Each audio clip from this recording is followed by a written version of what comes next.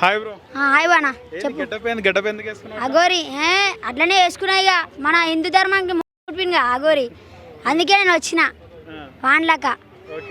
ఇప్పుడు అందరు రోజు కానీ నేను వచ్చినానా. శ్రీనివాస గౌరి ఏమైంది నీకు? నా కొడుకు, నా కొడుకన్నా, కొడుకు కొడుకు కూడా ఇద్దరు. కొడుకు కోడలే కానీ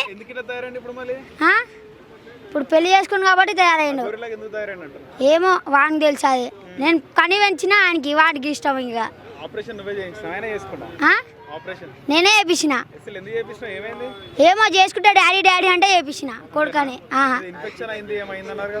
అదే ఇన్ఫెక్షన్ అయితేనే ఉంటుంది, రోజుకి ఒకటి ఇన్ఫెక్షన్ అయితేనే ఉంటుంది ఆయనకి.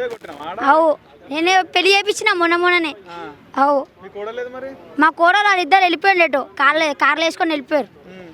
నాకు ఈడ వదిలేసిపోయారు. ఏమో పెట్టని చచ్చిపోని, వాడు ఫేక్ అకౌంట్ కాబట్టి పెడతానా, పెట్టకుండా ఎందుకుంటారు చెప్పు.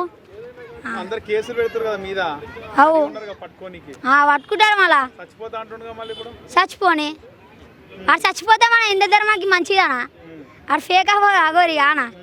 అంతే ఏం చేసుకుంటా అంటే చేపిస్తారన్నా. ఏమో వాని ఇష్టం అది. లేడీ అగోరి కదా, పెళ్లి ఎందుకు చేసుకున్నాను అందరూ అంటారు. ఏం చెప్తావు మళ్ళీ? ఇద్దరు అమ్మాయిలు చేస్తారు, ఆడవాళ్ళు. ఏమో నా వానికి తెలుసు. నీతో ఏం చెప్పలే? నాతో ఏం చెప్పలే. గుడికి వేరు పెళ్లి చేసుకుని పైసలు వేయి అంటే వేసిన. ఎంత వేసినావు? 1,00,000 రూపాయలు వేసిన. మా బంగారం తారు ఇంకోటి ఇట్లాంటి ఉండే పండుకున్న తిరిగి వచ్చి ఏం చేద్దాం ఇక. ఇప్పుడు రాడిడా అసలు రాడు.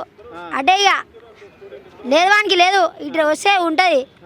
ఇంకా లేదు కాబట్టి అటు పోయిండు.